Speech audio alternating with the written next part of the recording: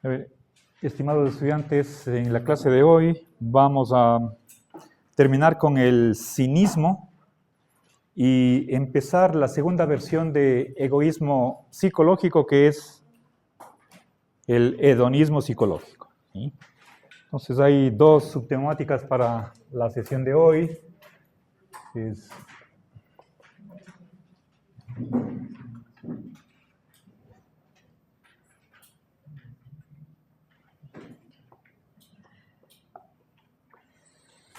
Bien. A ver, disculpen, todavía no he hecho una pequeña investigación para ver cuál es la razón para que el cinismo esté como primera variante del egoísmo. Sobre todo si pensamos en los antiguos cínicos, con Diógenes de Sinope como fundador. A ver, pero en el lenguaje ordinario utilizamos la palabra cínico no en un sentido técnico, como puede ser en el caso de filosofía, sino más bien como, bueno, algo tiene que ver, alguien que se burla de las convenciones. Eso es lo que hacían los cínicos, despreciaban fama, honor, dinero. Ahora, normalmente se piensa que los seres humanos aceptan las normas de su sociedad, normalmente. Por supuesto hay excepciones, una minoría, que incluso antisociales, pero felizmente son simplemente eso, excepciones. Ahora, un cínico puede ser aquel que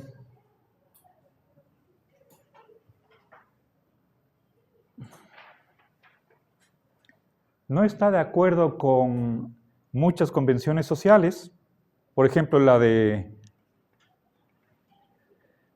prestar ayuda a los otros, a desconocidos, no por ganar algo. Y en ese sentido estamos considerando el cinismo. ¿Sí? Entonces, hay una tesis que defiende el cinismo. ¿Sí? Pensemos cuando decimos esta persona es cínica. ¿Sí? Entonces, no es para nada un elogio, al contrario, es una evaluación negativa. ¿Sí? Creo que la mayoría de nosotros, excepto rarísimas ocasiones, tratamos de evitar el cinismo. ¿Sí? Quizás de pasada podríamos hacer algún comentario que podría sonar como cínico, pero por lo general no somos cínicos. ¿Sí? Ahora, hágame acuerdo, no sé si aparece la palabra hipócrita en esta sección. Dicho desde el punto de vista del egoísta. ¿Sí? O sea, recuerden, nosotros hicimos una votación. ¿Sí? ¿Quiénes creen que el ser humano es egoísta? Es decir, que busca su propio interés. Si no estoy mal, 9 estudiantes decían que sí. Pero creo que 10 estaban en contra. Y no había mayoría. En todo caso, me parece que en el texto de Jaspers está una opinión del egoísta en el sentido de que quienes no aceptan que todos somos egoístas son hipócritas. ¿Sí? Y me parece que se repetía esa acusación por lo menos un par de veces. Bueno, independientemente de si está o no en el texto de Jaspers, eso es algo que puede decir el egoísta, ¿sí? Frente a quienes mantienen una posición diferente. A ver, una última tesis del cinismo es la de que nadie actúa por principio.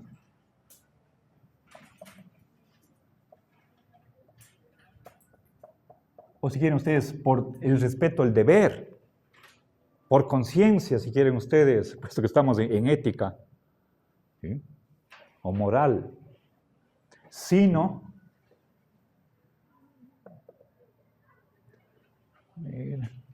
para ganar una recompensa. ¿Sí? Ganar algo para sí. Bien. A ver, dicho con otras palabras, o sea, no hay personas que actúen moralmente, ni una sola. Pensemos en Robespierre, que se ganó el título o el apodo de el incorruptible. Pues esta versión del egoísta no se ve, o digamos, un cínico no va a admirar a Robespierre y dirá que en el fondo actúan así por motivos egoístas. Y todo hombre tiene un precio.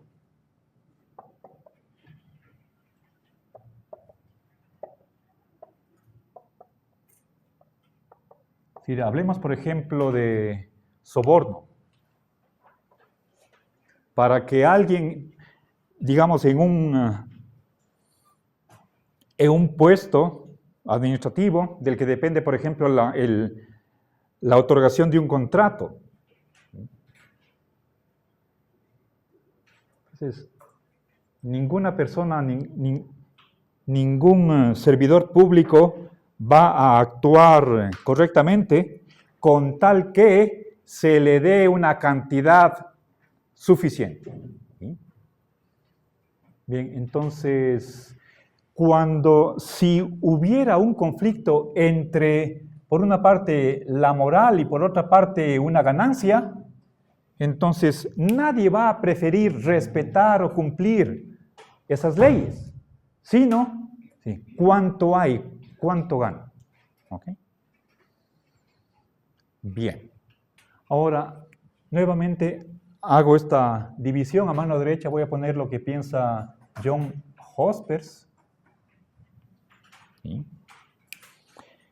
Y me parece que lo hace a modo personal, no simplemente como describiendo la posición del opositor, sino con convicción personal.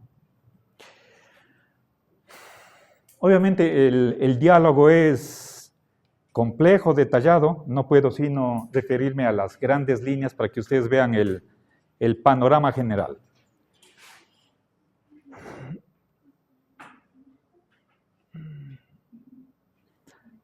A ver, el Hospers se puede decir, ha habido personas que han rechazado recompensas.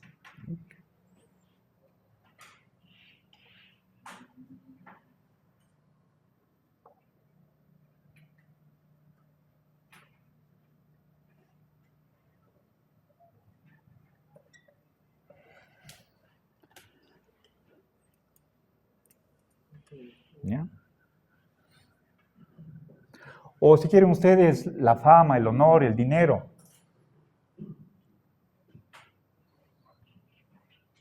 Y que más bien tienen una actitud o una tendencia a no pensar en sí mismos, sino que en realidad siguen la voz de su conciencia, moralmente, por lo tanto son personas éticas.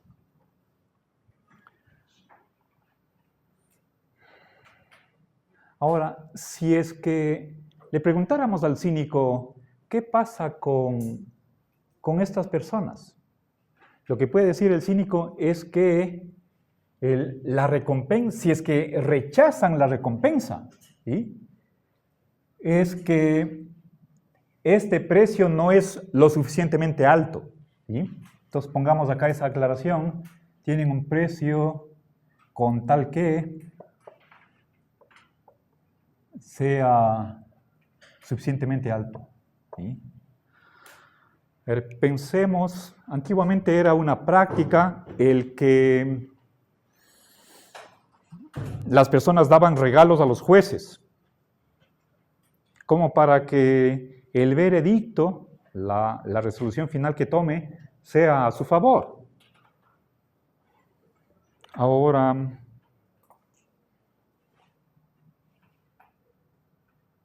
supongamos se le hace un primer ofrecimiento, ¿sí? Se le va a regalar un carro, no acepta. Además del carro, una casa, no acepta. Además de eso, seguimos subiendo y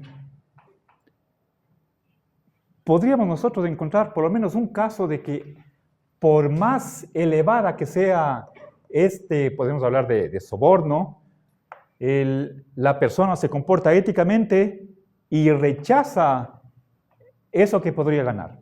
¿Sí? Ahora, si es que el cínico insiste en esto de acá, en esta condición, ¿sí? ¿Sí? Decimos es que lo que puede decir el cínico todavía no es suficiente esa recompensa para torcer la voluntad del juez a favor de la persona que está haciendo el ofrecimiento. Ahora, frente a esa insistencia del cínico, lo que responde Jaspers es que su posición, esta de acá, de que todo hombre tiene su precio, es tautológica. Sí, lo que está afirmando el cínico, en el fondo, es que si a alguien se le ofrece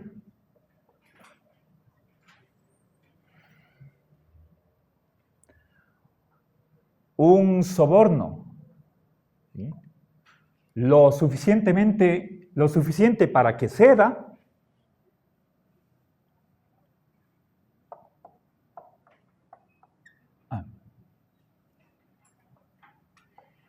entonces cederá.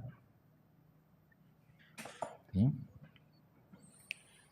Entonces, esto es algo vacío. ¿Sí? En la condición estamos indicando que tiene que haber una cantidad que sea aceptable para que la persona ceda, y si es que esa cantidad es suficiente para que ceda, entonces cederá. ¿Sí?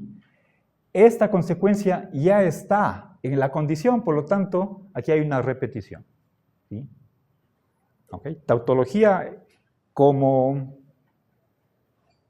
en el sentido de una repetición. ¿Sí? Lo dicho, si es que tuviéramos una oración predicativa, ¿sí?, como ese es P, lo dicho en el predicado ya está dicho en el sujeto. Acá estoy haciendo una oración condicional, ¿sí?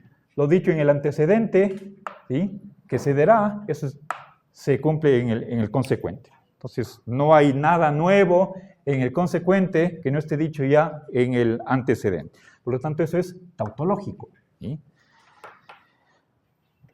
Tautológico en el mal sentido de que no está haciendo una afirmación que tenga un contenido informativo, que es lo que se debería esperar.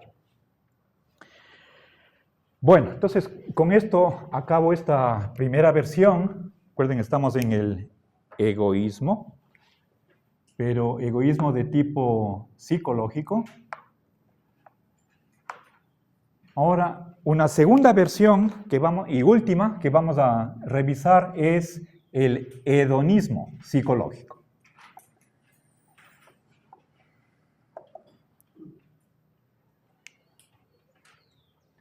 Nosotros veremos, y por favor, esta especie es necesaria, no todo hedonismo es psicológico. Se llama psicológico porque aquí están haciendo, igual que el egoísmo psicológico, simplemente una descripción de cómo actúa la gente, qué es lo que hace. ¿Sí? Si fuera ético, entonces ahí debe aparecer la palabra deber, o obligatorio o sinónimos. Entonces, vamos a ver por lo menos 4 variantes, 4 versiones de este egoísmo psicológico y las críticas que hace Jaspers a cada una de ellas. Empecemos con una caracterización general. ¿Sí? Toda persona actúa para conseguir algo para sí.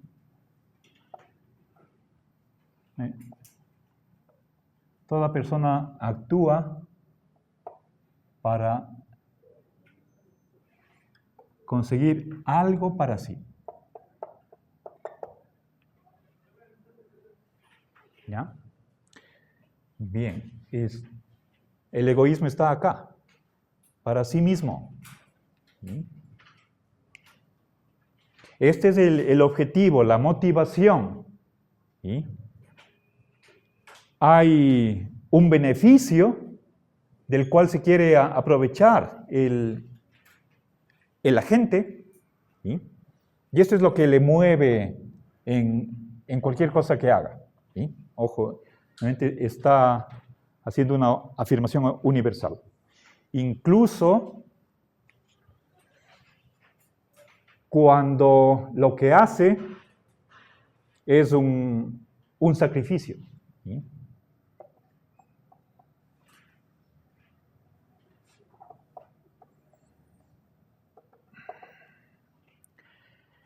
Es decir, la persona acepta algún daño, pero en última instancia, este sacrificio, este autoperjuicio es para bien de la gente, del agente, de quien está actuando. Bien, ahora veamos qué opina Jaspers de esta tesis general de todo egoísmo ético. A ver, en primer lugar pone un contraejemplo histórico. ¿Sí? Jeremy Bentham, uno de los fundadores del utilitarismo, ¿sí? Al cual dedicaremos algunas lecciones, no fue egoísta. ¿Sí? Fue hedonista, ciertamente, pero no egoísta. Es decir, va en contra de esta condición que está acá. ¿Sí? Es decir, Bentham realmente cree que el placer es algo importante al momento de considerar qué debemos hacer, pero no es el placer únicamente de quien está actuando, sino la suma de placeres de todos los involucrados. Eso ya veremos, ¿sí? Entonces, tenemos aquí una versión no egoísta del hedonismo, ¿sí? De modo que no todo hedonista es egoísta. ¿Sí? Ahora, por otra parte,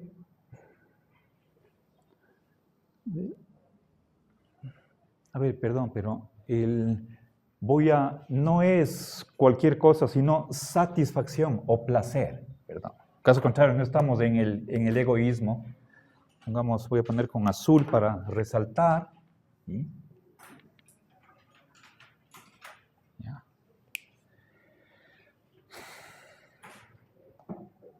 Satisfacción.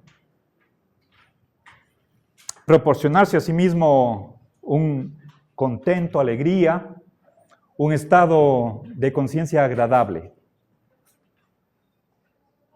Bentham cree que efectivamente el placer es uno de los 2 móviles de toda acción humana, dolor y placer son los amos de nuestras vidas, pero podemos nosotros dejar de lado este individualismo y más bien pensar en el placer colectivo. Eso es lo que pensaba Bentham y tras de él John Stuart Mill, como utilitaristas. Ahora, por otra parte,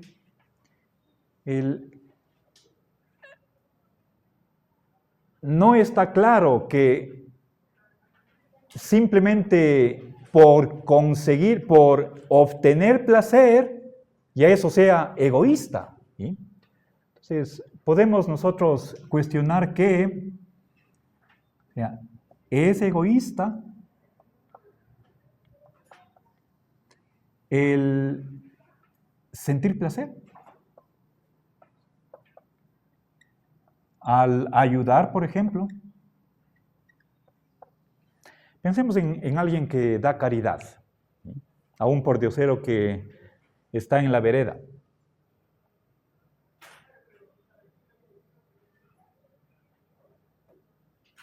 Entonces, uno se comporta caritativamente, le da una moneda y se siente bien, ¿sí? Pero simplemente este hecho de experimentar placer no necesariamente le convierte a uno en egoísta. Ahora, veamos 4 versiones de este hedonismo psicológico. Voy a poner más bien con puntitos.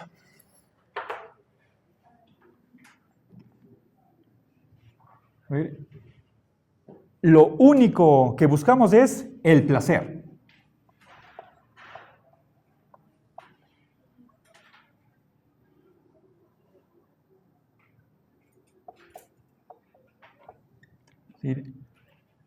La única cosa que es objeto de nuestros deseos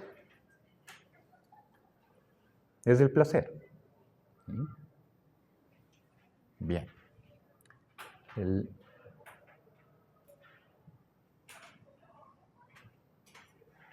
El sentir placer. ¿Sí? A ver, Jaspers. Pero ojo, Jaspers pone como título de la siguiente subsección refutación del hedonismo psicológico. Es decir, la tendencia de este diálogo es tratar de probar la falsedad del egoísmo, del hedonismo psicológico. ¿Sí? Él cree que es falso.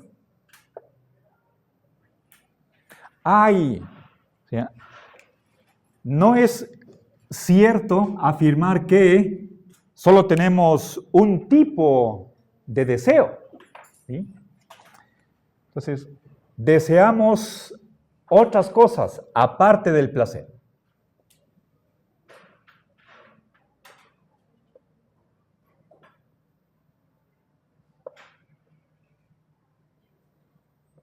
A ver, por ejemplo, si tenemos hambre, deseamos la comida. Si tenemos sed, deseamos beber agua. ¿Sí? A ver, entonces, tenemos sed, deseamos agua.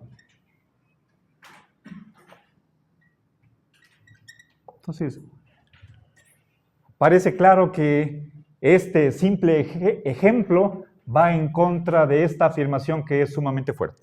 ¿Sí? Avancemos. Deseamos cosas por el placer. Esa es otra afirmación que podríamos hacer desde esta corriente. Ya es más débil. ¿Sí?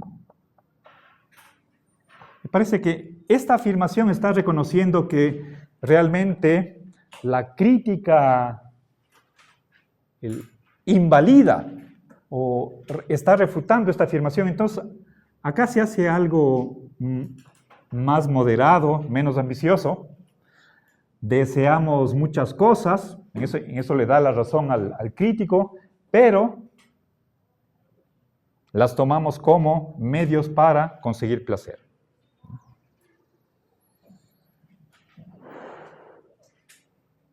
Ahora, ¿qué responde Jaspers en contra de esta otra afirmación?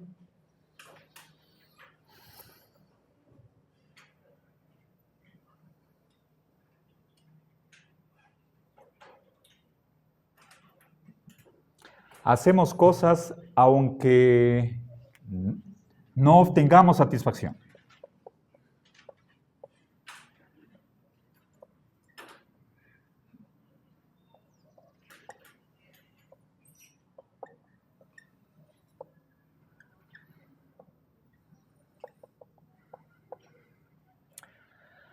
A ver, creo que todos nosotros hemos experimentado esto de acá.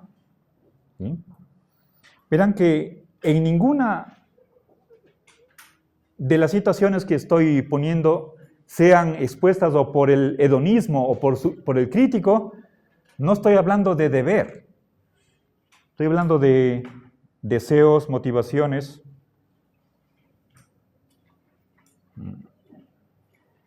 Nuestro nivel de discusión es a nivel psicológico. ¿Sí? Ahora, seguramente, creo que por experiencia personal podemos decir que hay cosas que nos disgustan, que no nos da satisfacción, y sin embargo, las hacemos. ¿Sí? Piensen, por ejemplo,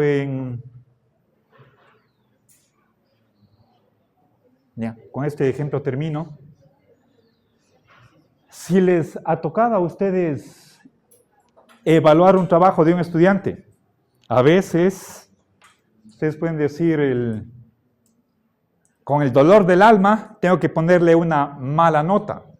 O seguramente se toparán en la situación en la que tengan que reprobar a un estudiante. Es algo que les disgusta, pero lo hacen. ¿Sí? O sea, uno se vence, hay una lucha interior dentro de cada uno, hay una parte de mí que se siente mal, pero hay otra que es más fuerte y le dice, aunque me sienta mal, lo hago. ¿Sí? Entonces, esos ejemplos, más bien esos casos son contraejemplos a esta afirmación de acá. ¿Ok? Gracias.